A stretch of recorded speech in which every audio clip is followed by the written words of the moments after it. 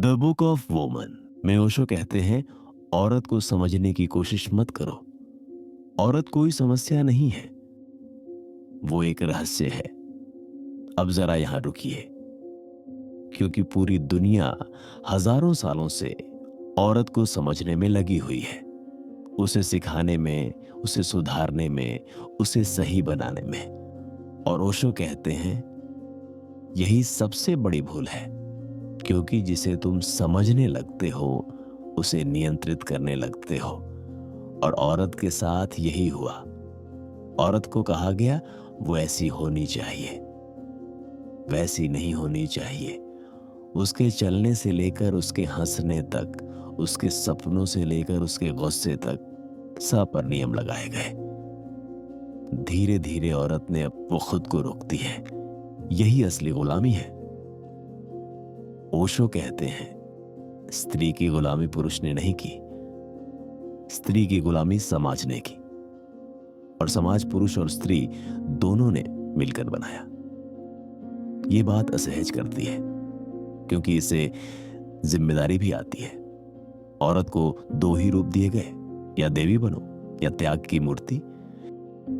देवी बनोगी तो पूजा होगी, पर सवाल नहीं पूछ पाओगी। त्याग करोगी तो सम्मान मिलेगा, पर अपनी इच्छा नहीं बचेगी। लेकिन इंसान बनने की इजाजत नहीं दी गई। औरत की सबसे बड़ी त्रासदी ये नहीं है कि उसे दर्द मिला, उसकी त्रासदी ये है कि उसे बताया गया कि दर्द ही उसका स्वभाव है, कि सहना ही उसका धर्म है, कि चुप रहना ही उसकी सुंदरता है। धीरे धीरे उसने मान लिया, और यहीं से औरत का प्रेम भी बीमार हो गया। अब वो प्रेम नहीं करती, वो खुद को खो देती है। वो ज्यादा देती है, ज्यादा केयर करती है, ज्यादा एडजस्ट करती है, और फिर कहती है मैं बहुत प्यार करती हूं। नहीं, ये प्यार नहीं है, ये पहचान की कमी है। ओशो कहते हैं प्रेम तब सुंदर होता है जब दो स्वतंत्र व्यक्ति मिलते हैं। जब एक गुलाम दूसरे गुलाम से जुड़ता है तो वो प्रेम नहीं, डिपेंडेंसी होती है। औरत की चेतना स्वभाव से बहती हुई है।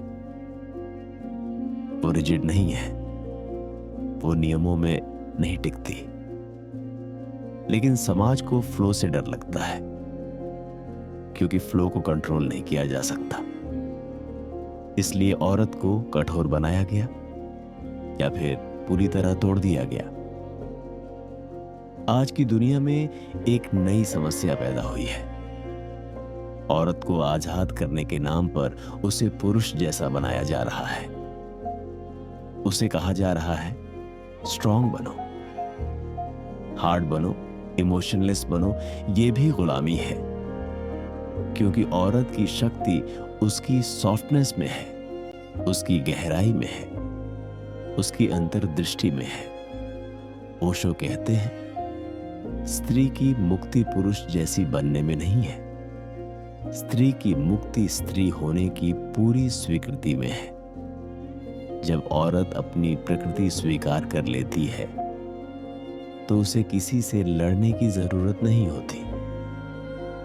वो नारे नहीं लगाती, वो साबित नहीं करती, वो बस अब उपलब्ध नहीं होती हर उस चीज के लिए जो उसकी आत्मा को छोटा करती है। जागरूक औरत सबको खुश नहीं करती, वो खुद को सुनती है, वो अपनी थकान पहचानती है, वो अपनी सीमा जानती है, और सीमा जानना सबसे बड़ा ज्ञान है।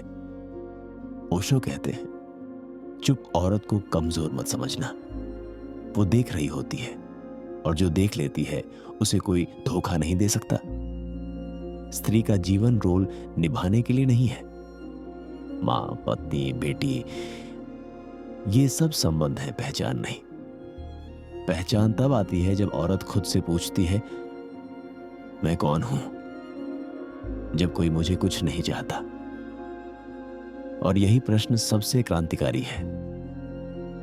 आज अगर तुम थकी हुई हो तो इसका मतलब ये नहीं कि तुम कमजोर हो। इसका मतलब ये है कि तुम लंबे समय से खुद को छोड़ती आ रही हो। अब समय है खुद की ओर लौटने का, शांत, धीमे, बिना लड़ाई के। और याद रखना, जागना कभी आरामदायक नहीं होता, लेकिन यही एकमात्र रास्ता है जिस पर चलकर आत्मा सांस लेती है।